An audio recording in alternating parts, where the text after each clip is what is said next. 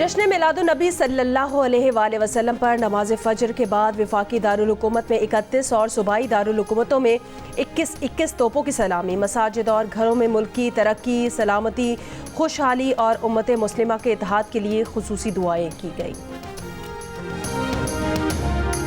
रहमतुल्लिल आलमीन नबी करीम सल्लल्लाहु अलैहि वसल्लम की आमद का जश्न दुनिया भर के मुस्लिम ममालिक में जारी।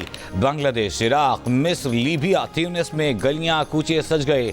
दुरूद सलाम की महफिलें, यमन में हज़ारों अफराद की रैली, गज़ा में इसराइली जारहियत का शिकार फ़लस्तीनी भी नबी आखिर ज़मां सल्लल्लाहु अलैहि वसल्लम की मोहब्बत में सरशार।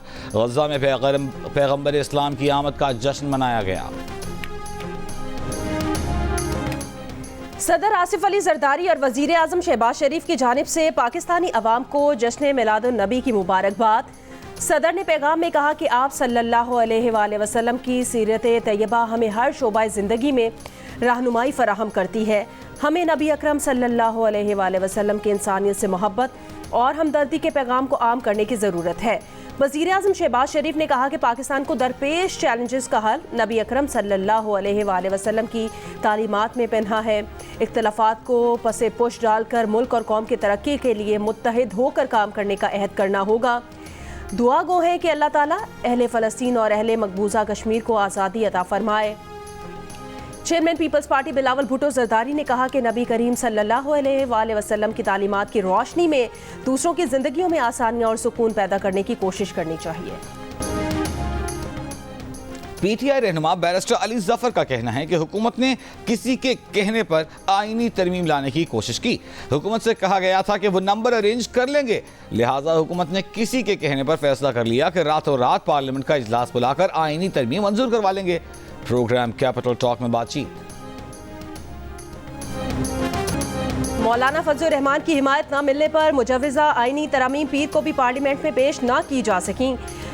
बज़ाहिर मामला वज़ीर आज़म की अमरीका से वापसी और सितंबर के आखिर तक टल गया। चेयरमैन पीटीआई ने हुकूमती नाकामी को अपनी कामयाबी करार देते हुए जीत का सेहरा मौलाना फजलुर रहमान के सर बांध दिया। वफाकी वज़ीर कानून आज़म नज़ीर तारड़ ने कहा, सिर्फ किसी फ़र्द और टाइमिंग की वजह से आईनी तरामीम की मुखालफत की गई। तहरीक इंसाफ के असद कैसर ने कहा कि तरामीम का ड्राफ्ट तो खुद वज़ीर कानून के पास भी नहीं था, बताएं ये नुस्खा आया कहाँ से। पीपल्स पार्टी के नवीद कमर ने कहा कि हर चीज़ को सियासी तौर पर नहीं मेरिट पर देखा जाएगा। हुकूमती हलीफ फारूक सत्तार ने भी जुमला कस दिया, कहा नून लीग सियासत नहीं कर पा रही तो मुत्तहिदा सिखाने को तैयार है। इरफान सिद्दीकी ने कहा कि तरामीम आने में हफ्ता 10 दिन भी लग सकते हैं। पार्लियामेंट से तरमीम मंजूर न होना हुकूमत की नाकामी नहीं, हमारे नंबर्स पूरे हैं। आज़ाद सेनेटर फैसल वावडा ने हुकूमत को निकम्मा और नाअहल करार दे दिया।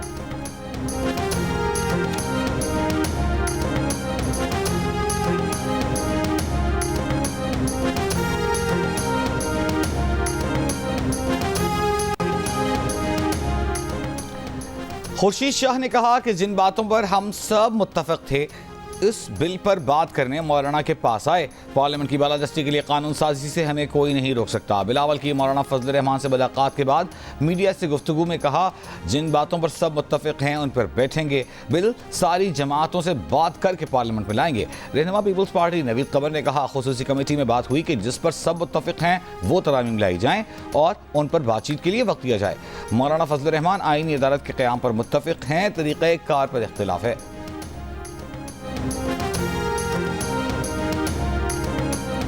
सुप्रीम कोर्ट के डिप्टी रजिस्ट्रार का मखसूस नशिस्तों के केस में 8 जजेस की जानिब से जारी वजाहती बयान से इजहार लाइल्मी। रजिस्ट्रार सुप्रीम कोर्ट को नोट लिख दिया जिसमें कहा गया कि इलेक्शन कमीशन की मुतफरिक दरख्वास्त पर वजाहत सुप्रीम कोर्ट की वेबसाइट पर जारी की गई, जो सुप्रीम कोर्ट रजिस्ट्रार ऑफिस को रात 8 बजे तक नहीं मिली। मुतालिका फरीकैन को रजिस्ट्रार ऑफिस की जानिब से कोई नोटिस जारी नहीं किया गया।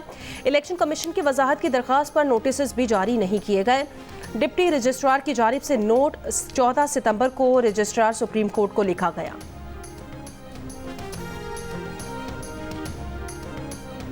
इलेक्शन कमीशन ने PTI intra party election case बुध को समाअत के लिए मुकर्रर कर दिया। इलेक्शन कमीशन ने 18 सितंबर की कॉज लिस्ट जारी कर दी, जबकि chairman PTI barrister Gohar Ali Khan और तर्जुमान रऊफ हसन को नोटिस जारी कर दिए।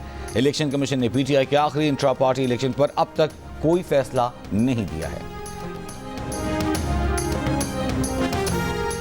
घोटकी में शहीद सहाफ़ी नसरुल्लाह गडानी के अहले खाना पर मुसल्लह अफराद का हमला। पुलिस के मुताबिक SSP ऑफिस के करीब किए गए हमले में नसरुल्लाह शहीद के भाई समेत मुतादिद अफराद जख्मी हो गए।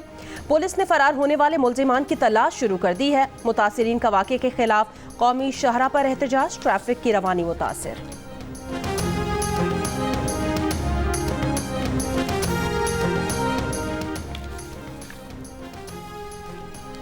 जनूबी वजीरिस्तान में वाना के इलाके दजा गोंडाई में पुलिस चौकी पर रॉकेटों से हमला। पुलिस की जवाबी फायरिंग, जानी नुकसान की इत्तला नहीं मिली। अमेरिका के साबिक सदर डोनाल्ड ट्रंप ने दावा किया कि सदर बाइडन और कामिला हैरिस की जानिब से उनके खिलाफ बयानबाजी से मुतासिर होकर रेयान रोथ वेस्ट पाम बीच आया था ताकि एक कातिलाना हमले की कोशिश कर सके। कहा, डेमोक्रेट्स की बयानबाजी पर उन पर गोलियां चलवाई जा रही हैं। वो मुल्क को बचाना चाहते हैं और ये बाइडन और कामिला हैं जो मुल्क को अंदरूनी और बैरूनी तौर पर तबाह कर रहे हैं। हुक्काम का कहना है कि बंदूक बरदार शख्स 12 घंटे तक 6 होल के करीब दरख्तों में छुपा रहा। सीक्रेट सर्विस एहलकार ने उसे देखकर फायरिंग की तो बगैर गोली चलाए फरार होने की कोशिश की थी। वेस्ट पाम बीच वफाकी अदालत में रुत पर असलहे के इस्तेमाल की खिलाफ वर्जी के 2 इल्जामात आए। रुत ने तफ्तीशकारों को बंदूक के साथ वहां मौजूद होने की वजह ताहाल नहीं बताई। डेमोक्रेट्स ने इस दावे के मुज़क्का खेज करार देते हुए मुस्तरद कर दिया कि डेमोक्रेट्स की बयानबाजी उन पर गोलियां चलवा रही है।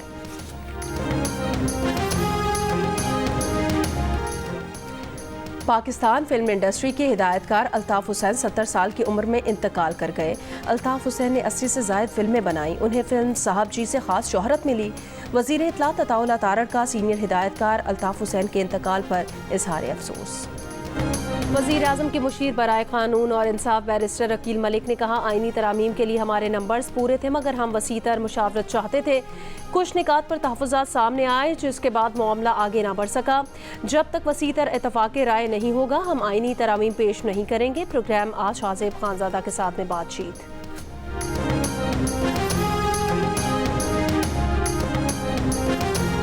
और इसराइल ने शिमाली इलाकों में 60,000 इसराइलियों की वापसी को जंगी हदफ करार दे दिया। हिजबुल्लाह के ड्रोन और रॉकेट हमलों के बायस 11 महीनों से हज़ारों इसराइली बेघर। यमन के हूसियों ने अमरीकी ड्रोन गिराने की वीडियो जारी कर दी। गजा पर इसराइली हमलों में मजीद 38 फ़लस्तीनी शहीद। मगरबी किनारे में यहूदी इंतहापसंदों का फ़लस्तीनी स्कूल पर धावा।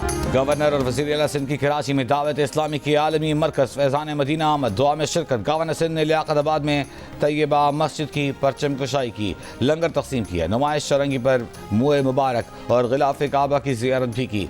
कामरान टिसूरी ने 12 रबीउल अव्वल के पैगाम में कहा कि नबी करीम सल्लल्लाहु अलैहि वसल्लम के पैगाम को उम्मत मुस्लिमा अपना मशअल राह बनाएं। वज़ीर आला सिंध ने कहा, कराची में आज जुलूस के एरियाज़ में मोबाइल फ़ोन सर्विस बंद रहेगी।